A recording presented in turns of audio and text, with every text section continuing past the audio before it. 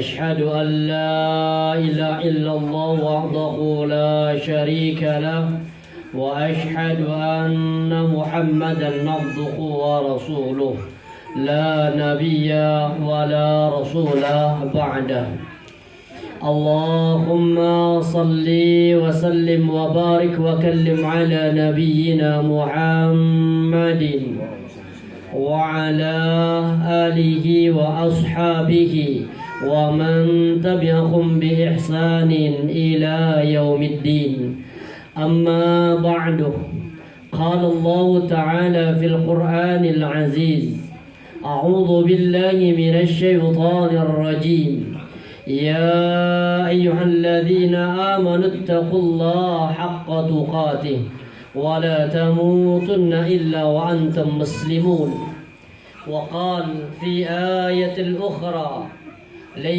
ينال الله لحومها ولا دماؤها ولكن يناله التقوى منكم وقال رسول الله صلى الله عليه وسلم في حديثه يا أيها الناس خذوا من الأعمال ما تطيقون فإن الله لا يمل حتى تملوا وإن أحب الأعمال إلى الله ما دام وإن قل صدق الله العظيم وصدق الرسول الكريم ونحن على ذلك من الشاهدين الحمد لله رب العالمين.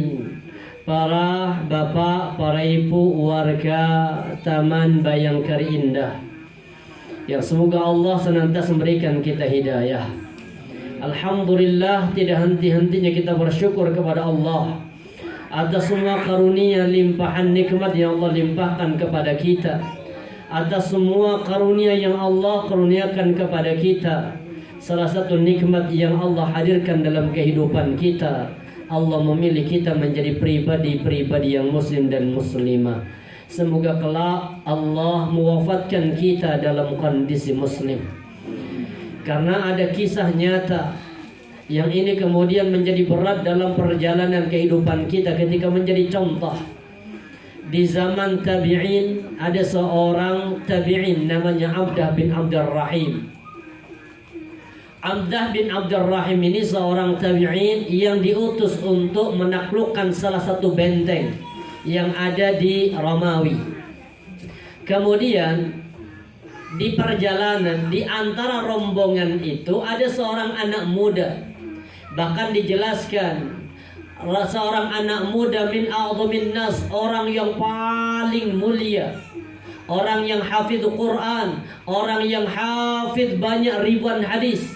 Bahkan beliau orang yang paling alim, malamnya tidak pernah tidur kecuali hanya dipakai untuk tahajud. Siang hari beliau habiskan dengan tilawatil Quran dan puasa.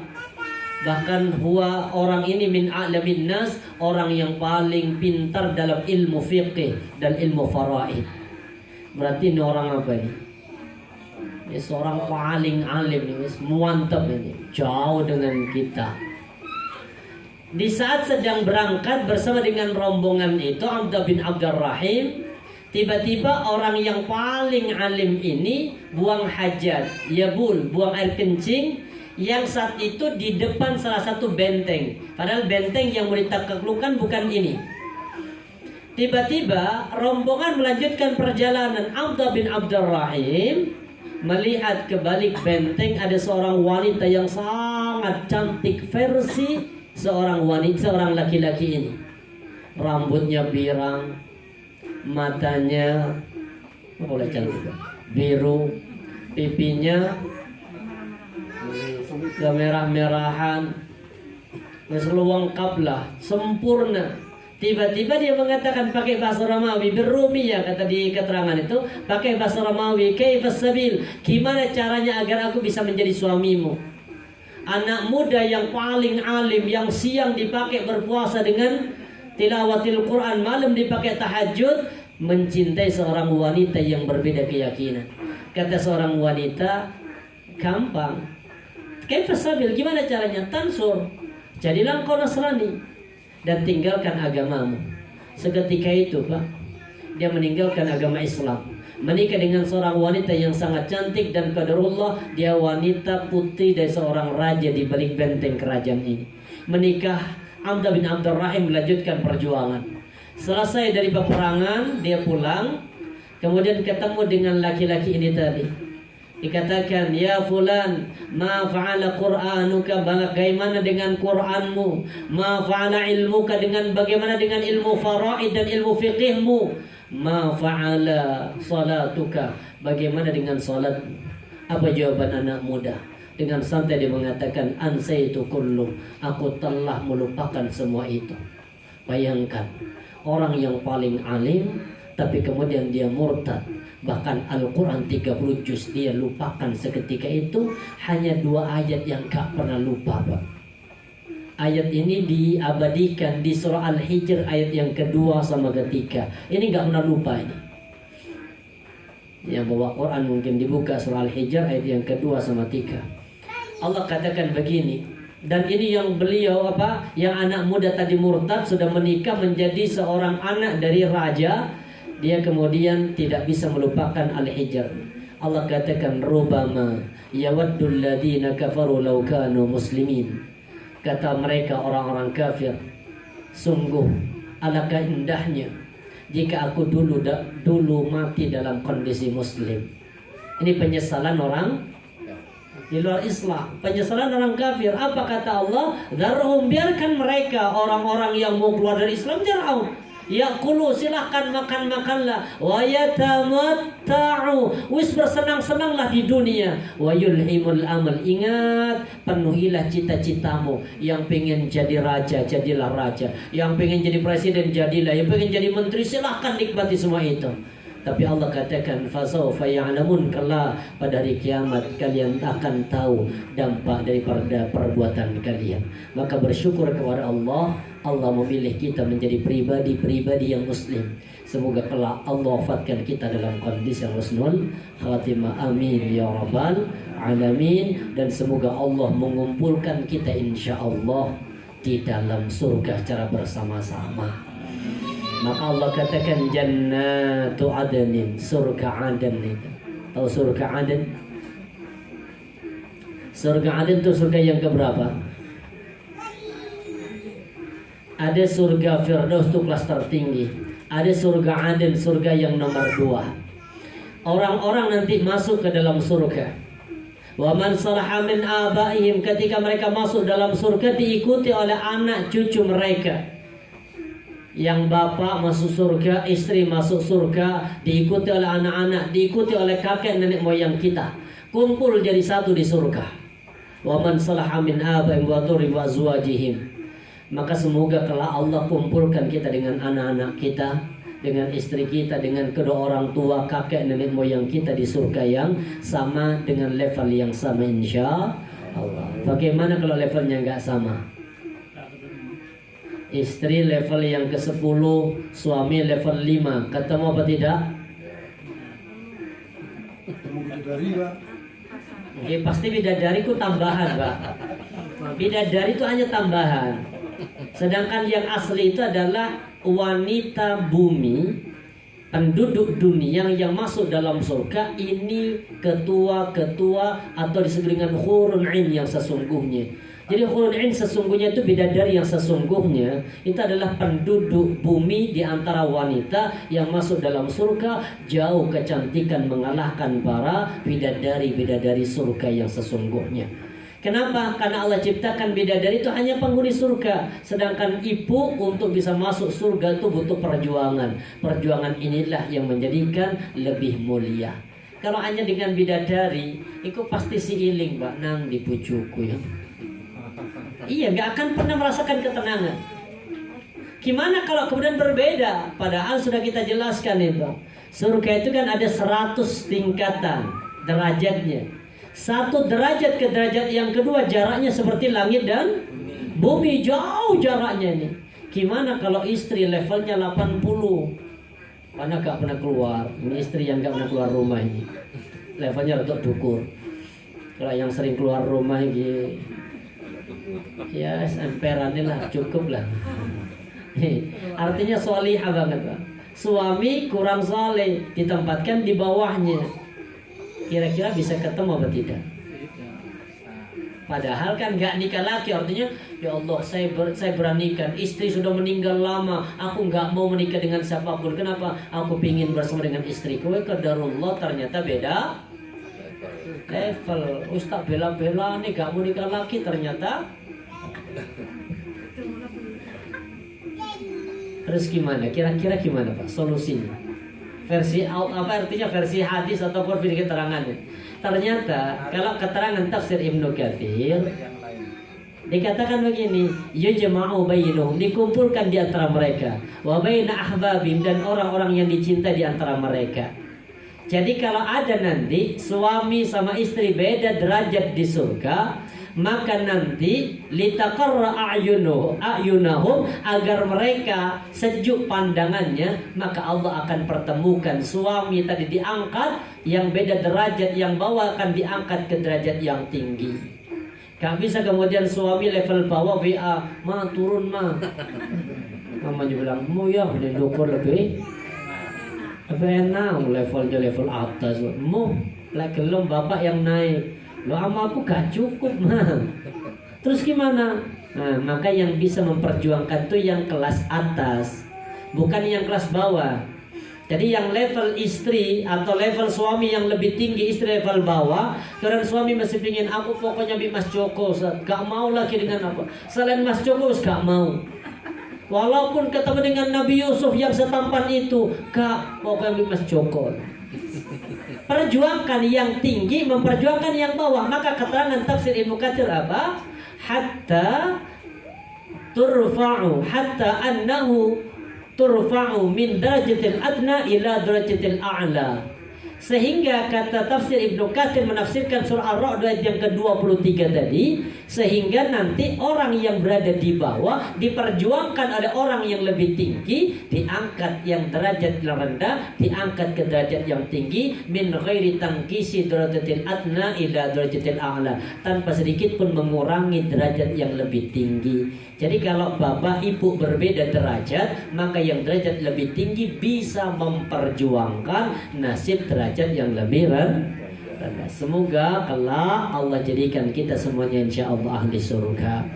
Hari ini kajiannya agak istimewa karena alhamdulillah kondisi hujan. Tadi saya di Malang, saya tadi di sore di Masjid Al Muslimin di Tongan, maghrib di An-Nur. Gak hujan di situ Pak. Apa karena mungkin saya di dalam masjid ya? Saya pulang itu loh. Tambah ini kok tapi gak kena hujan. Artinya banjir tumburas berarti di sana tuh biasa. Jadi gak apa mungkin karena di dalam masjid? Enggak, makanya keluar biasa, basahnya biasa. Alhamdulillah sampai Singosari Allah turunkan hujan. Perjuangan masang tenda, masang ini semoga menjadi nilai tambah di hadapan Allah. Amin. Karena di antara cara Allah untuk meninggikan derajat seorang hamba dengan cara apa? Ilmu. Makanya di surah Al-Mujadilah ayat yang ke-11 Allah berfirman, yarfa'illahu alladhina amanu minkum walladhina utul ilma daraja. Allah mengangkat derajat orang-orang yang beriman di antara kalian, dan Allah mengangkat pula derajat orang-orang yang berilmu di antara kalian, darajat, beberapa derajat. Siapa yang lebih tinggi siapa di sini? Yang lebih tinggi siapa? Antara orang beriman sama orang berilmu. Beriman yang berilmu. Yang lebih tinggi orang yang berilmu.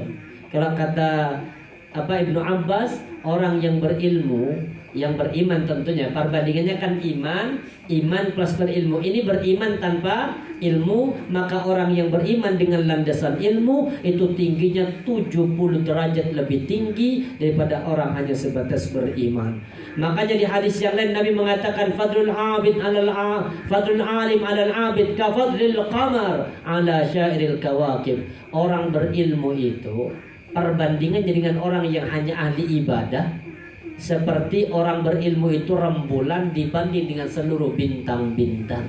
Semoga kita menjadi bulan yang menyinari sekitarnya, insya Allah.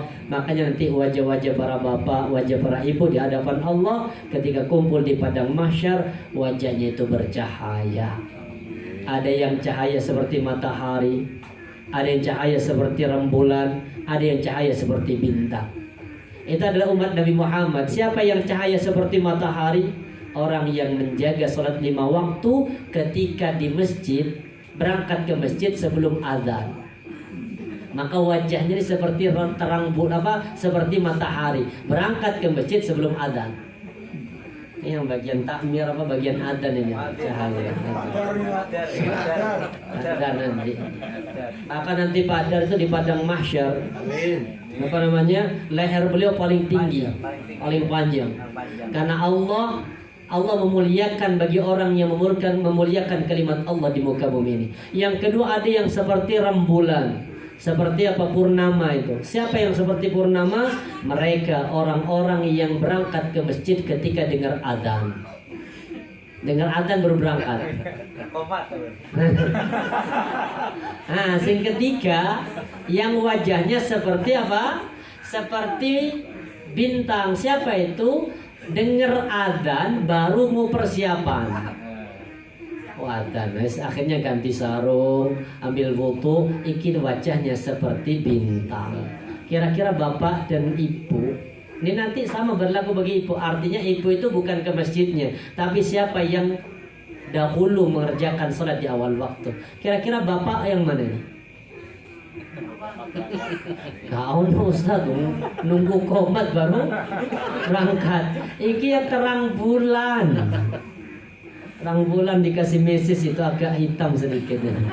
Maka para jamaah rahmati Allah, insyaallah hari ini kita bahas yang ringan-ringan singkat karena mendekati bulan Idul Adha atau Dzulhijjah. Kita bahas terkait dengan masalah kurban. Baik, ada sebuah hadis yang ini insyaallah semua kita sudah hafal. Diingat-ingat mulai tanggal 1 nanti bulan Juli ya depan. Ya, Juli. Itu insyaallah sudah masuk tanggal 1 Dzulhijjah. Diingat. Apa kata Nabi? Ma min ayyamin al-amal as-salih. Tidaklah di antara hari-hari yang dilalui seorang hamba, yang hamba ini melakukan amal salih, fi habbu ilallah min hadil ayyam. Tidak ada yang lebih Allah cintai amal salih kecuali dilakukan di 10 hari pertama di bulan Dzulhijjah, tanggal 1 sampai tanggal 10. Sampai kemudian bandingannya jauh. Bandingannya antara orang yang melaksanakan ibadah di bulan Dzulhijjah ini disetarakan dengan orang yang berjihad di jalan Allah. Sampai para sahabat mengatakan, "Qalu ya Rasulullah wala jihad." Bagaimana dengan jihad? Apakah jihad juga tidak bisa mengalahkan keutamaan orang yang melakukan amal saleh di 10 hari pertama dari bulan Dzulhijjah? Kata Rasulullah, wala jihad, sama jihad juga tidak setara dengan amal saleh dilakukan di 10 hari pertama di bulan Dzulhijjah. Sampai kemudian kata Rasulullah, illa rajulun kharaja binafsi, kecuali orang yang keluar dengan dirinya, artinya berangkat untuk berperang, wa malih, pakai biaya sendiri, walam yarji min dzalika bisyai'in, dan kedua-duanya enggak ada yang kembali, dirinya mati syahid dan seluruh hartanya habis, baru setara dengan amal soleh yang dilakukan nanti di awal dari bulan Dzulhijjah. Makanya Allah berfirman, kita buka yang bawa Quran, mungkin ibu bawa HP, ada HP kan? HP-nya ada Qurannya? Masa diisi M-Banking semua kan gak mau. M-Banking ya satuan. M-Banking kalau isi ini bodoh. Dibuka surah At-Taubah, surah At-Taubah, surah yang ke-9 ayat yang ke-36. Surah At-Taubah ayat yang ke-36. Ketemu?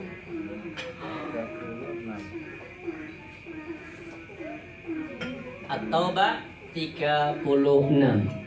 Allah berfirman di ayat itu, di kalimat itu perhatikan, inna iddatash syuhuri 'indallahi 12 syahran fi kitabillah.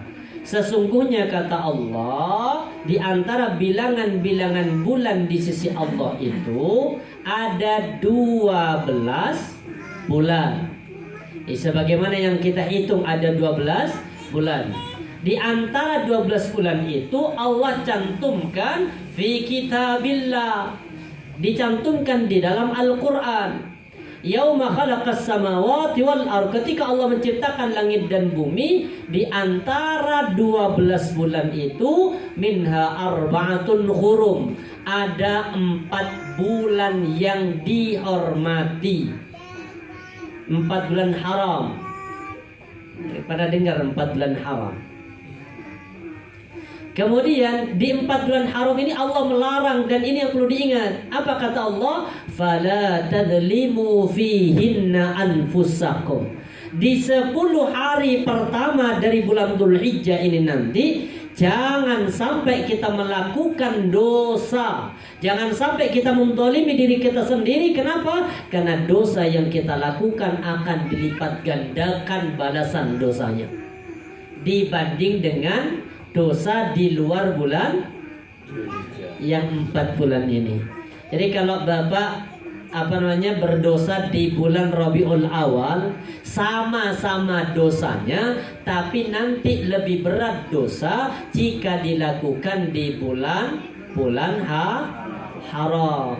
Sama dengan nanti kebaikan, dan kebaikan yang kita lakukan seperti di luar bulan 4 bulan haram kita sholat tahajud, di 4 bulan haram kita juga sholat tahajud, maka pahalanya juga Allah akan lipat gandakan dibanding dengan di luar bulan-bulan yang lain. Mana yang 4 bulan haram itu dijelaskan sama Nabi dalam sebuah hadis yang sahih riwayat Muslim dan Al-Bukhari. Az-zaman kad istadar kaita yauma khalaqas samawati wal ard as-sanatu 12 syahran min arba'atun hurum. Lihat kalimatnya, thalathatun mutawalliyatun, 3 berurutan.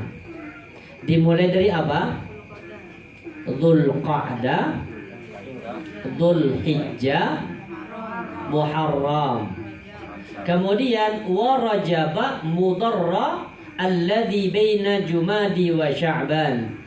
Jumadi wa Sya'ban. Sedangkan yang satu terpisah diapit di antara 2 bulan Jumadi, yaitu Jumadi dan bulan Sya'ban. Namanya bulan Rajab. Kita masuk di bulan Dzulhijjah.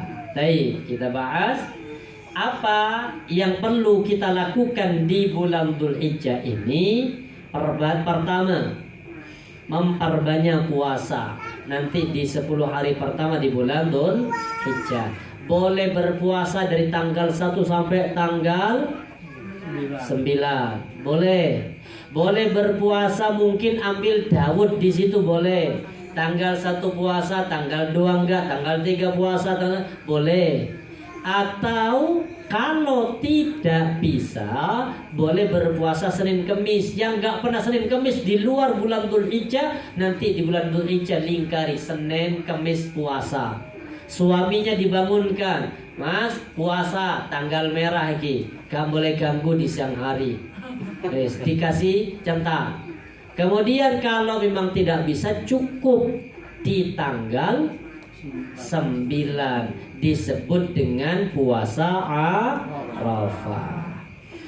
Maka Nabi mengatakan, an ba'di azwajin Nabi sallallahu alaihi wasallam, qala kan Rasulullah sallallahu yasumu tis'atil hijjah. Ya Rasulullah berpuasa di tanggal 9 Dzulhijjah. Wa yaum Asyura. Nabi juga berpuasa di tanggal 10 bulan Asyura. Bulan apa Asyura? Muharram. Kenapa menjadi Syura?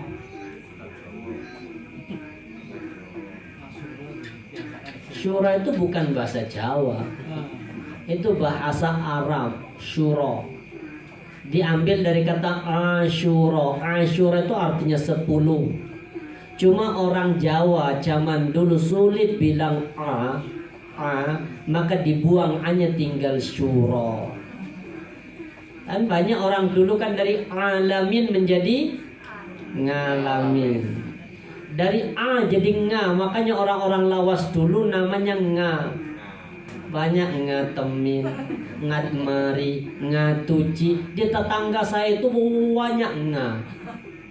Nga banyak. Ada namanya ngatmari, ada namanya ngatemin, ngatuci itu adiknya ibu tuh ngatuci. Ada yang ngapuri, itu. Terakhir ngapusi. Orang Jawa seneng ngapusi. Nah, apa tandanya? Nggak bisa bilang A jadi nga. Makanya dulu kalau sudah bilang hataman, jadi apa?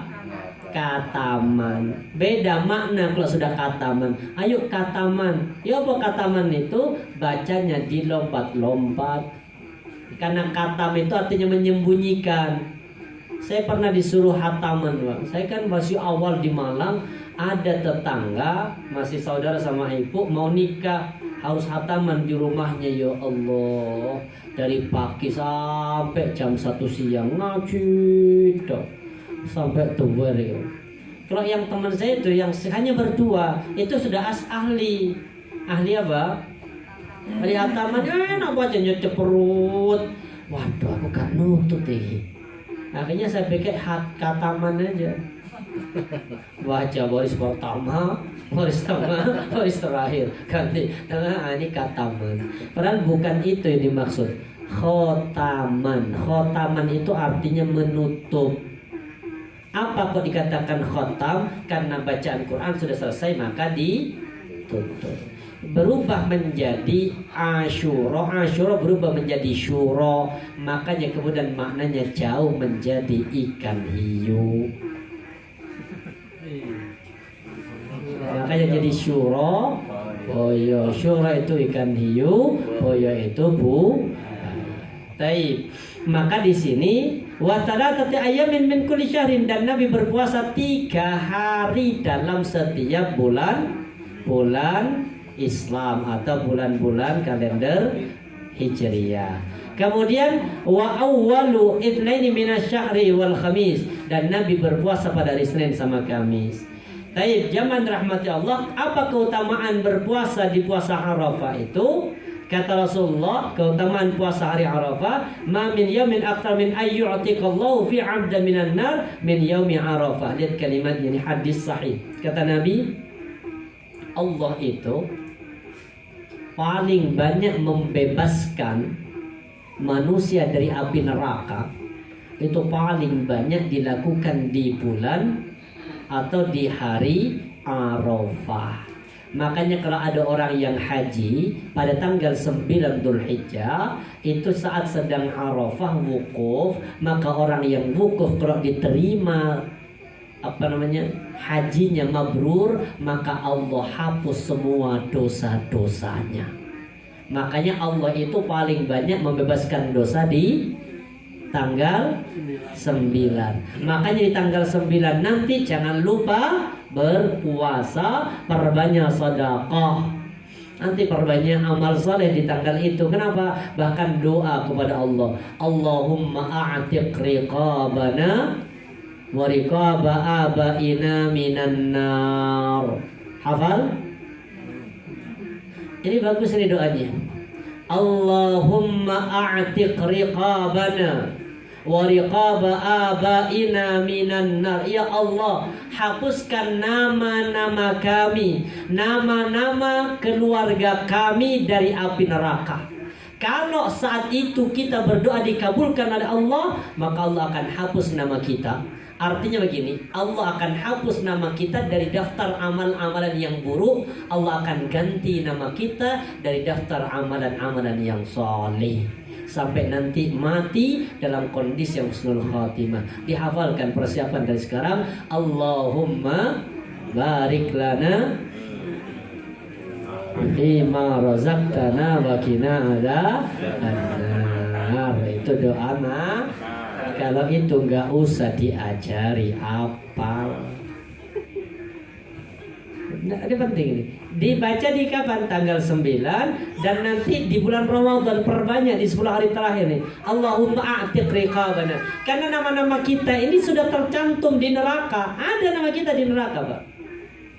Bahkan ketika orang itu meninggal, kata Rasulullah, "Idza wudi'al janazatu fi qabri." Ketika orang itu meninggal diletakkan di kubur, wa tawallan ashabu, orang-orang yang ngantar itu sudah pulang. Yang ngantar itu artinya apa? Yang takziah sudah pulang. Berarti kubur sudah ditinggalkan sendiri.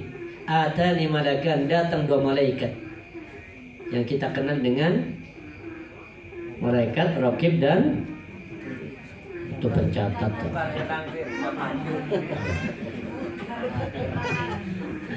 Alhamdulillah. Namanya malaikat Munkar dan Nakir. Datang malaikat Munkar dan Nakir. Fayuq'idanihi, maka jenazah kemudian didudukkan. Makanya walaupun gak dibuka tali pocongnya itu gak masalah. Orang kalau buka jangan lupa sunnah, padahal gak masuk ke sunnahan. Sunnahnya itu hanya dikafani, dikuburkan. Kalau gak dibuka nanti balik, mendingan gak dibuka biar balik. Kalau gak dibuka nanti malam balik ke rumah minta tolong dibukain. Nah, gak usah dibuka, gak masalah. Datang 2 malaikat, didudukkan si jenazah. Kalian ditanya, pertanyaannya pakai bahasa Arab. Makanya yang mohon maaf, yang gak bisa bahasa Arab minggir dulu, kata malaikat. Nanti pakai bahasa Arab. Lihat kalimatnya. Ma kunta taqulu bihadzal rajul li Muhammadin alladhi bu'itha fikum. Tolong jawab Bapak Ibu. Ini pertanyaan malaikat. Ini belum malaikat yang tanya, masih saya. Artinya pertanyaannya ini maksudnya saya jawab, belum malaikat. Ma kunta taqul bihadzal rajul li Muhammadin alladhi bu'itha fikum. Paham artinya? Apa yang kau saksikan dengan nama Muhammad? Kafaham malaikat. Dikepuk. Pertanyaannya, apa pendapatmu tentang laki-laki ini namanya Muhammad yang telah diutus dalam kehidupanmu? Kalau orang beriman itu berkata apa? Asyhadu annahu abdullah wa rasuluh. Aku bersaksi bahwa dia adalah hamba Allah dan Rasulnya. Coba buktikan kebenaran bahwa nama-nama kita itu tercantum di neraka. Apa kata malaikat? Undur maq'adika minan nar. Coba lihat itu, tempat tinggalmu dari api neraka. Qad abdalakallahu lahu maq'ada minal jannah. Sekarang telah Allah ganti tempat dudukmu dari api, dari surga. Kenapa? Karena sudah bisa menjawab. Berarti orang nanti kalau kita bisa menjawab dari pertanyaan, berdoa kepada Allah minta perlindungan dari api neraka, maka Allah akan mudahkan kita menjawab, dan Allah ganti dari tempat duduk yang neraka diganti dengan tempat duduk dari surga. Makanya didoakan nanti di tanggal 9 paling banyak Allah membebaskan orang dari api neraka. Salah satunya doanya apa? Allahumma a'tiq riqabana wa riqaba abaina. Terserah mau ditambah.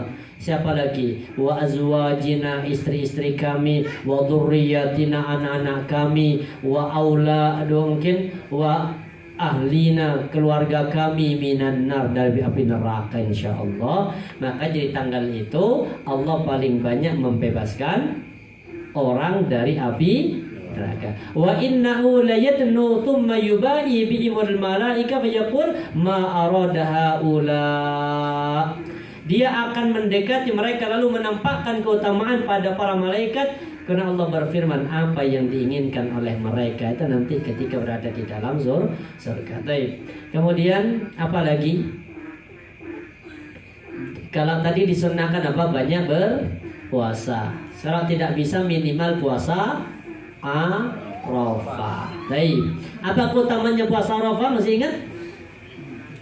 Yauma Arafah ahtasibu 'ala Allah ay yukaffira sanata allati qablahu was sanata allati ba'dahu. Kata Nabi, keutamaan puasa Arafah itu akan menghapus dosa 2 tahun. 1 tahun yang telah lalu dan 1 tahun dari masa yang akan datang. Artinya bukan berarti wis gak popo gak sholat santai. Nanti tinggal puasa 1 hari, namanya puasa Arafah, semua dosanya gak begitu. Baik, kemudian makanya doanya Nabi kepada Aisyah, masih ingat doanya Rasulullah untuk Aisyah? Bahkan ini doa Nabi untuk seluruh umatnya. Sampai Nabi mengatakan, wallahi demi Allah wahai Aisyah, inna hadza la du'a li ummati yaumil qiyamah. Ini doaku yang aku panjatkan untuk umatku dalam setiap salatku. Ini doanya, Allahumma ighfir li Aisyah ma taqaddama min dhanbiha wa ma ta'akhkhar wa ma a'lanat wa ma asarrat. Hafal? Insyaallah ya. Apa ibu apa itu apa? Rabbana atina fid dunya hasanah. Wis itu jangkap sudah, cukup itu sudah. Harusnya kan apa? Allahumma ighfir. Jadi kalau nanti bapak istrinya ulang tahun, ketika minta hadiah, mana hadiahnya? Angkat tangannya. Allahumma ighfir li zawjati, ya Allah ampuni dosa istriku ya Allah. Ma taqaddama min dambiha, dosa-dosa yang telah berlalu ya Allah. Wa ma ta'akhkhar, dan lindungi istriku ya Allah dari dosa di masa yang akan datang. Wa ma a'lanat, baik dosa itu terang-terangan ya Allah. Wa ma asarrat, ataupun dosa itu dengan cara sembunyi-sembunyi. Kemudian yang selanjutnya di tanggal 9 atau tanggal 10-nya kita dianjurkan berkurban. Sudah siap kurbannya? Insyaallah. Pertama, kalau bisa kurban seekor unta. Kalau enggak bisa seekor sapi. Kalau enggak bisa seekor kambing. Kalau enggak bisa kurban perasaan. Sudah, yang penting kurban. Ini makanya di surah ini Al-Kautsar, insyaallah kita sudah hafal, fasalli li rabbika wanhar. Maka salatlah kalian untuk Rabbmu, wanhar, dan berkurbanlah. Baik. Kita bahas masalah kurban sedikit. Ini hadis sahih riwayatnya Imam Ahmad, Daruqutni, Baihaqi dan Al-Hakim. Kata Nabi, man wajada sa'atan li ayyudahhiya falam yudahhi fala yahduru musallana. Kata Nabi, barang siapa yang mendapati dirinya keluasan rizki untuk berkurban tapi dia tidak berkurban, kata Nabi, jangan dekati solatku.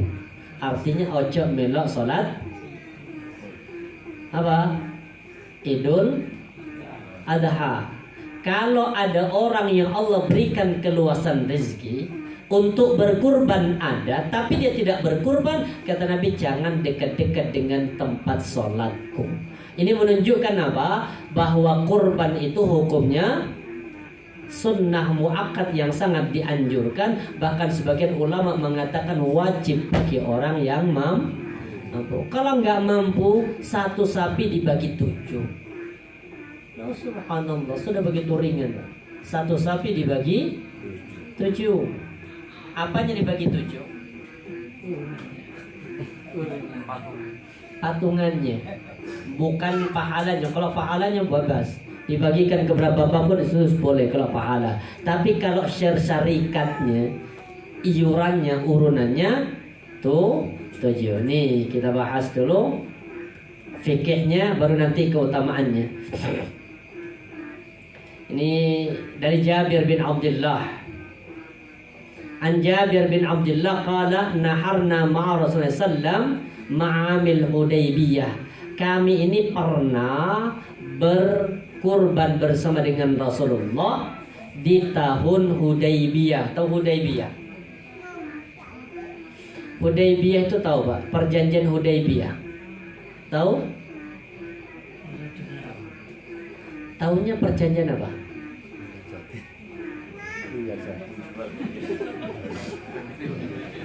Perjanjian nikah. Namanya apa kalau perjanjian nikah itu?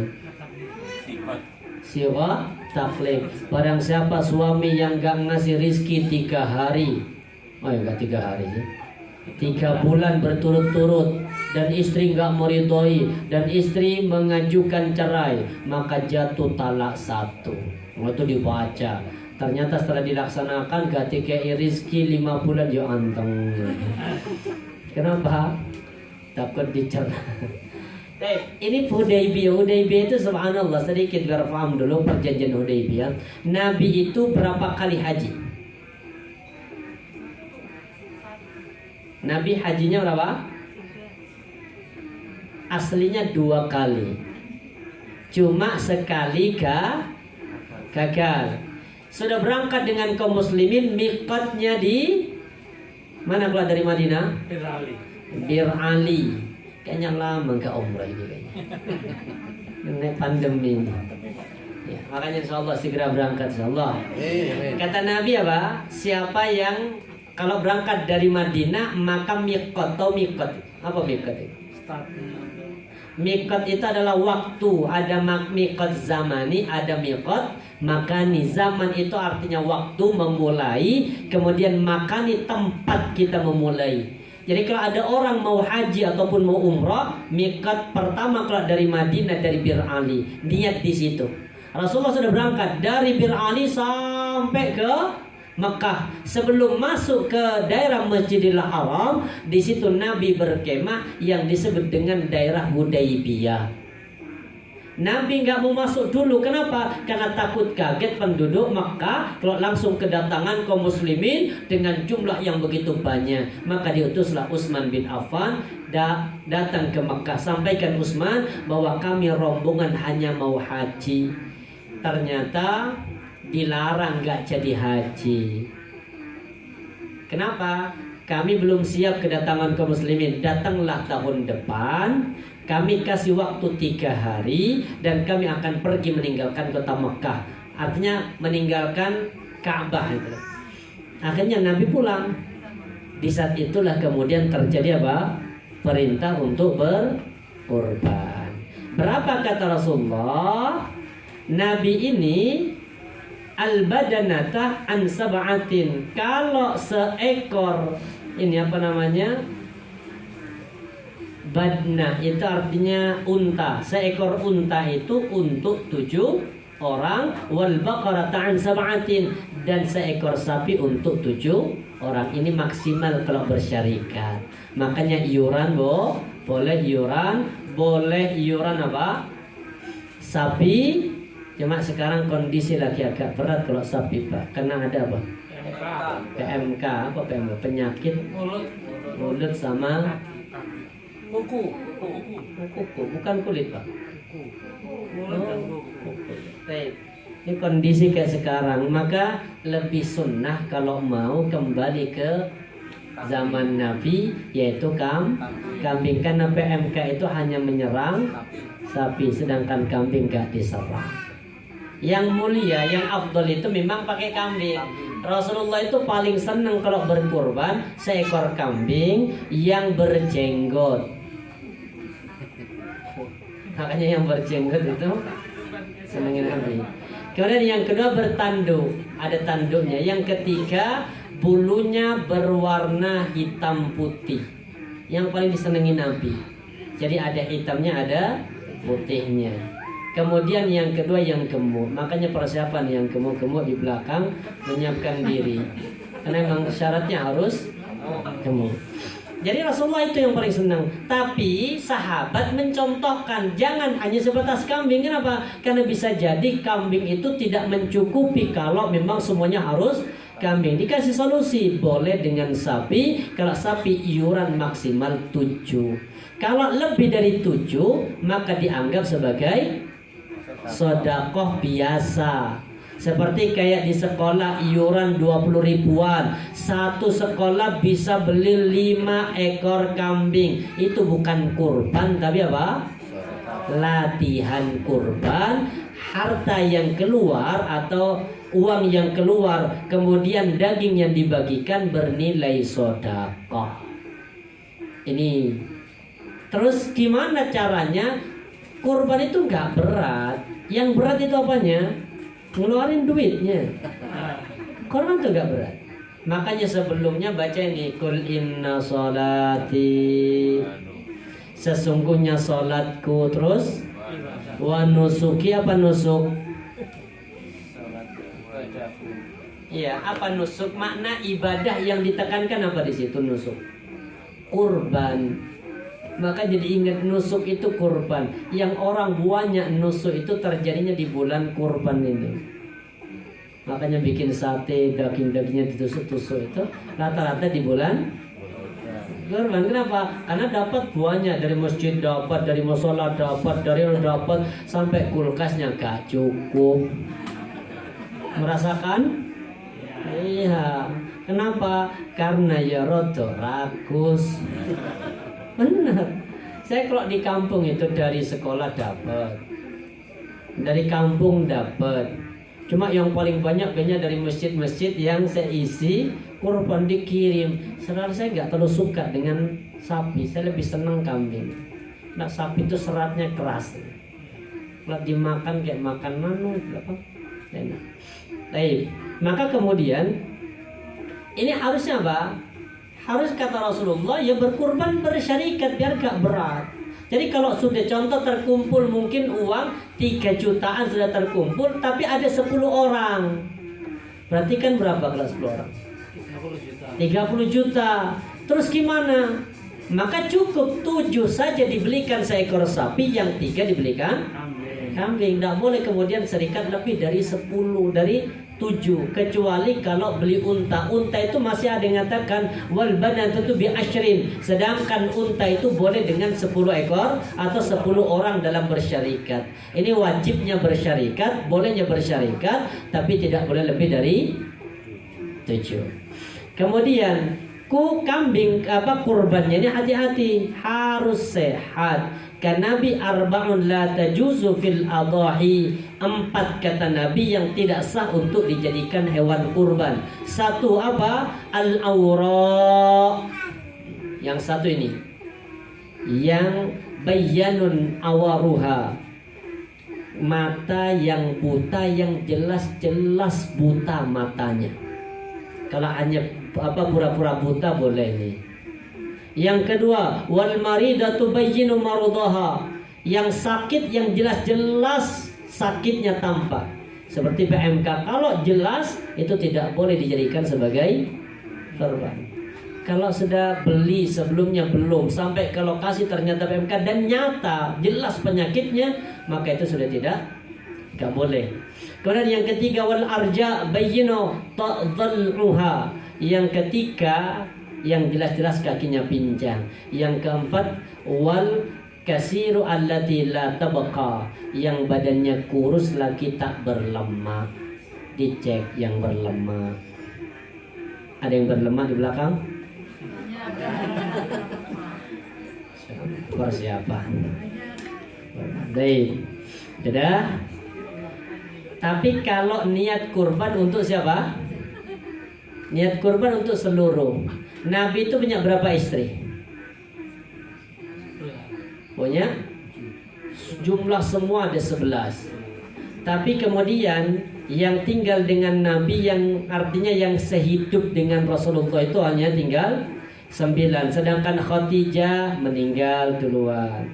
Kemudian istri yang kedua meninggal ketika Nabi sedang hijrah ke Madinah, di tengah perjalanan meninggal. Selebihnya yang 9 itu semuanya meninggal di Madinah dan dikuburkan di Baqi. Sedangkan Khadijah dikuburkan di mana? Ayo, wamanda umroh di sampai kata. Kapan berangkat umroh? Tak antar. Ya sampai ke ini. Tidak sampai ke pendaftaran ini, travel. Nah, setelah itu berangkat sendiri. Ada namanya ma'la. Ma'la itu adalah tempat dikuburkannya Khadijah. Maka kuburan yang terbaik di muka bumi itu pertama adalah Baqi. Setelah Baqi, karena nanti yang bangkit pertama itu ketika ditiup sangkakala yang kedua, bangkit pertama adalah Rasulullah. Setelah itu kemudian seluruh penguburan Baqi bangkit. Setelah itu kemudian disusul dengan Ma'la dan disusul dengan seluruh dunia seperti jamur di musim penghujan.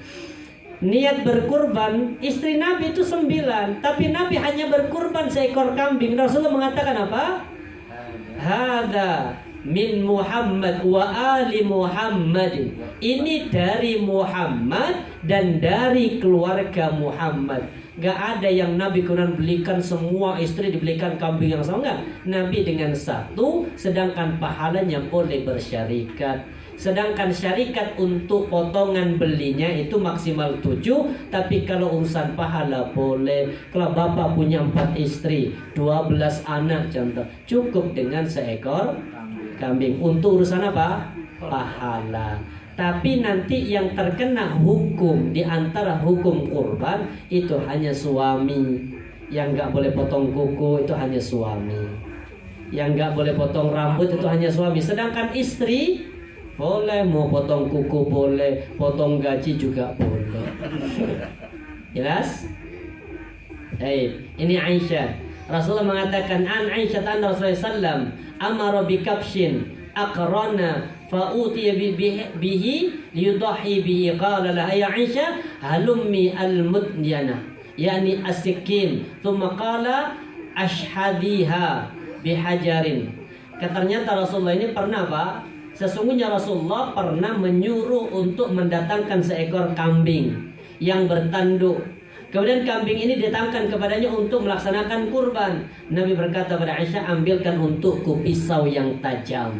Nabi selanjutnya memerintahkan Aisyah mengasah kolo itu. Kemudian Nabi melakukan sebagaimana diperintahkan. Ini perintah Nabi. Lihat kalimatnya, Allahumma taqabbal min Muhammadin wa ali Muhammad wa min ummati Muhammadin thumma dhaha bihi.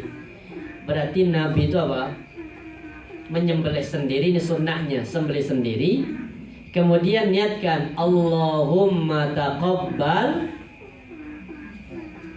Ayo, yang mau nyembelih, ada yang mau nyembelih kurban nanti? Insyaallah. Allahumma taqabbal min. Nah, sebutkan nama bapak. Allahumma taqabbal min Joko. Kemudian apa? Wa ali baitihi, dan keluarganya. Cukup. Punya 10 istri, 10 istri. 4 istri cukup dengan seekor kambing. Untuk urusan pahala nih, yang terkena hukum hanya siapa? Suami. Sedangkan istri tidak terkena hukum, tidak boleh motong kuku dari tanggal 1 sampai tanggal 10. Itu berlaku hanya bagi seorang suami. Kemudian dibolehkan dikurbankan atau titipkan kepada panitia, boleh ini. Tapi ingat, bagi para jagal tolong jangan minta upah dari daging. Ada yang jadi panitia nanti? Ada. Panitia juga jangan diupah dari daging. Ini agak berat. Ini ada sebuah hadis ya. Anna Nabi SAW amarahu ayyaquma ala budnihi. Nabi itu pernah menyuruh sahabat Ali bin Abi Thalib untuk mengurus kurbannya.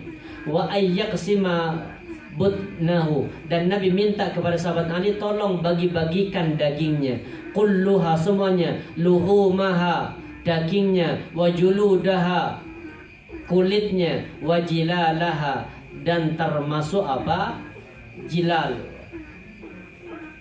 Kemudian wala yu'ta fi jizaratiha syai'un, dan Nabi tidak pernah memberikan upah kepada tukang jagal. Jadi nggak boleh tukang jagal itu minta kepala. Terus gimana caranya? Dibayar. Boleh. Nahnu nu'tihi min 'indina, kata Ali, kami memberikan tukang jagal itu dengan uang kami. Boleh dibayar, tapi nggak boleh ngambil dari kurban. Panitia sama, boleh dibayar panitia. Kalau saya kemarin di kampung itu saya bayar setiap panitia 50 ribuan. Ini sudah hakmu. Sudah. Habis itu kalau nanti mau minta daging, silakan minta. Oh, mintanya ini bukan karena sebagai panitia, tapi sebatas minta karena ingin. Ada yang pengen kaki, ada yang pengen telinga, minta. Tapi kalau panitia lebih baik jangan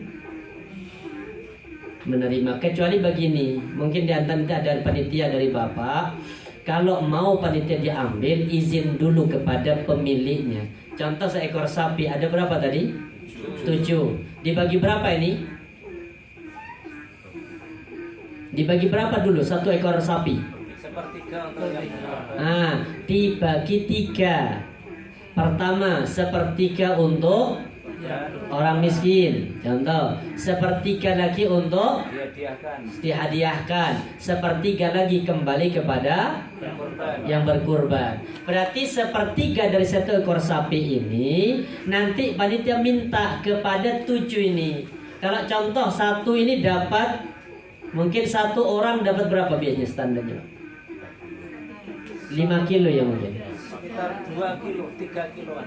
Ya, tahu. 3 kilo ya contoh 3 kilo berarti ngomong, Pak ini dapatnya 3 kilo tapi kami minta sekiloan untuk apa? Nanti kami berikan kepada panitia. Itu boleh.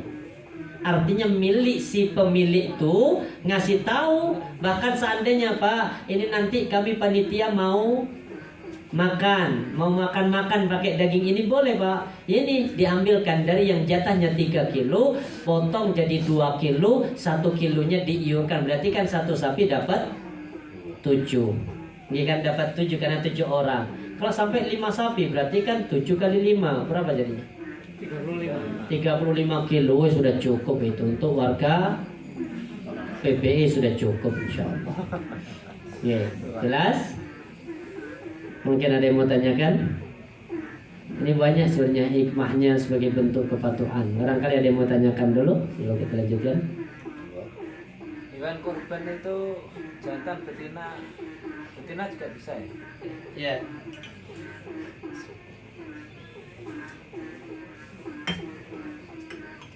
Hewan kurban itu tidak ada ketentuan harus jantan.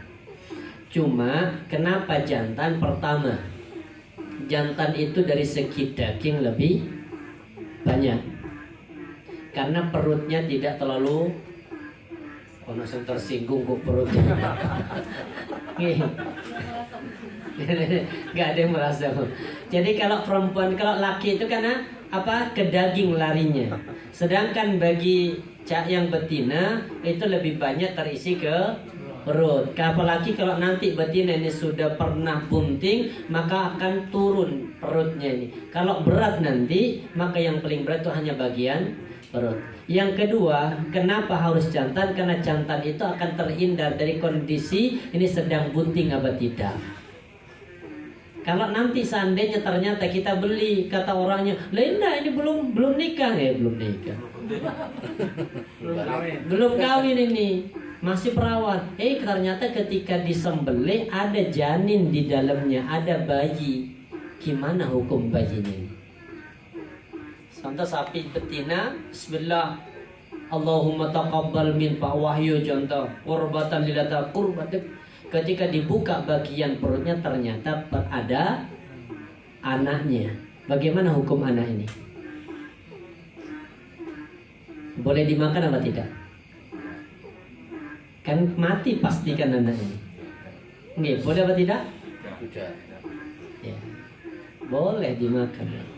Karena sembelihan ibu itu adalah sembelihan bagi bayinya. Jadi kalau bayi masih ada di kandungan, kemudian ibunya disembelih, maka sembelihan bayi mewakili sembelihan ibunya boleh. Kalau gak cici atau kalau gak ini, sebenarnya enak itu Pak. Karena masih apa? Ada bulan. Masih lembut itu. Kalau dibikin bakso tuh subhanallah. Kalau enak, Allahu a'lam. Jadi boleh. Makanya kalau laki jantan lebih baik. Karena itu insya Allah lebih selamat dari itu tadi. Dan Nabi menyembelih kambing yang jantan, tapi secara hukum betina juga boleh. Insya Allah. Jadi mungkin ada yang lain. Sedangkan untuk urusan kepanitiaan ini juga bentuk kehati-hatian. Ini bagaimana dengan kulit? Karena di zaman sahabat itu kulitnya juga dibagi. Gak boleh kemudian dijual. Kalau sekarang kan rata-rata dijual. Solusi yang terbaik itu kalau mau dijual, dihak milikkan dulu. Seperti contoh, di sini biasanya berapa? Sapi B-nya berapa Sapi nih? 3. 3 contoh. Maka sapi ini kulitnya itu sudah dihakkan. Ini nanti sapi yang ini kulitnya untuk anak yatim. Yang ini untuk anak janda itu rumahnya di sana. Tapi kan ngapain kalau dikasih kulit? Sampaikan, ini hakmu adalah kulit. Tapi mau makan kulitnya enggak, buat apa? Tolong dijualkan. Berarti kan sudah hak milik. Kalau sudah hak milik terserah mau dibikin apa boleh. Seperti ibu dapat daging kurban sama ibu karena nggak mau daging sapi dijual, boleh apa tidak? Boleh, karena sudah hak milik. Yang nggak boleh itu kalau sebelum jadi hak milik dijual, itu tidak boleh. Makanya dihak milikkan dulu, itu solusi yang terbaik. Atau kalau mau buat panitia Ustaz, ya kalau buat panitia sebagian ulama sih mengatakan boleh, tapi yang terbaik itu adalah berikan kepada orang di antara panitia siapa yang berhak. Contoh, kasihkan Pak Dar, tapi nggak boleh di WA, nanti Pak Dar uangnya kembalikan ke panitia. Itu namanya ngakali. Kan kita begitu sering. Wes kayak Pak Dar, nanti habis Pak Dar uangnya dibagi lagi ke panitia. Itu sama ngakali hukum Allah. Seperti kisahnya kaumnya Nabi Musa yang tidak boleh mencari ikan di hari Sabtu. Mereka pinter, ikannya dipasang jaringnya hari Jumat. Untuk apa? Agar ikan yang datang hari Sabtu itu nyantol di jaring-jaring, maka Sabtunya dibiarkan, hari Ahadnya dipanen. Secara hukum nggak melanggar, cuma yang melanggar tujuannya. Apa tujuannya? Nangkep ikan yang datangnya hari Sabtu. Sama dengan kita, ya opo cek gak masuk riba, diputer bahasanya, terakhir dirubah menjadi apa? Potongan administrasi. Padahal endingnya sama. Apa? Mengarah kepada menghalalkan sesuatu yang haram. Jadi kurban seperti itu gambarannya, silahkan berkurban karena insya Allah amalan yang terbaik. Tidak ada amalan yang terbaik di tanggal itu kecuali orang yang berkurban. Mungkin ada yang lain yang dijelaskan? Ya, nih.